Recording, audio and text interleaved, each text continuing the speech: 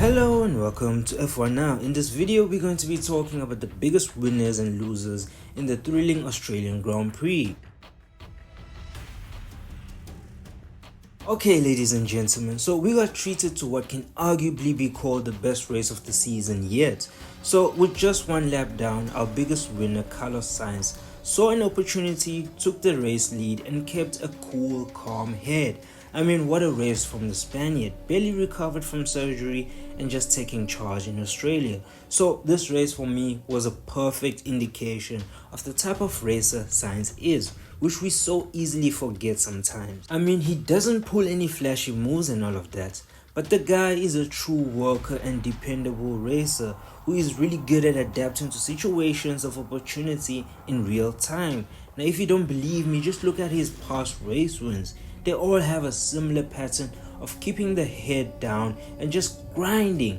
This is like the Sergio Ramos of the sports, defensive, calm, and will always take the opportunity to knock a header in from the corner spot. All in all, Ferrari dominated the whole weekend and maximized in all areas. Now, if you watch my grid prediction, I did say they would have a front row lockouts in quali, but I guess they just rather choose to have it in the race where it really counts. Now, moving on, I think it's clear by now that pretty much almost all the top 10 is deserving of a mention in the biggest winners. I mean, both McLarens were there behind the Ferraris in the top 4, with even Lando bagging a podium position. Now, Aston Martin had a double points finish, with surprisingly Stroll finishing ahead of Alonso.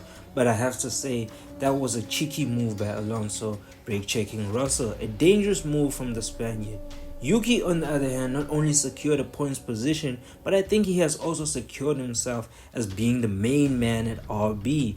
Man, Yuki, this guy cannot be stopped, and I hope he continues with this good performance. And just like that, Haas, the team everyone had written off, also secured a double points position. But it was definitely by having good strategies and drivers who put their experience into good use. Now, I purposefully didn't mention Perez because even though he was quick and scored points, this was his race to shine, with Verstappen taking an early vacation. But the Mexican Minister of Defense didn't come in clutch today. Now, when we are talking about the biggest losers in this race, we have to reserve the spot for Mercedes, but don't count on them showing up because they might DNF. Yeah, okay, both drivers had an average race up until they had to call it quits. I mean, what a dreadful car they had this weekend.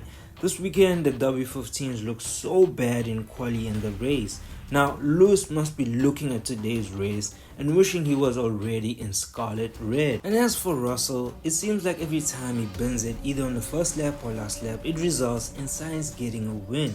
And finally, aren't we all tired of hearing Toto talk about there being potential in the W15 and that we should give it a couple of races?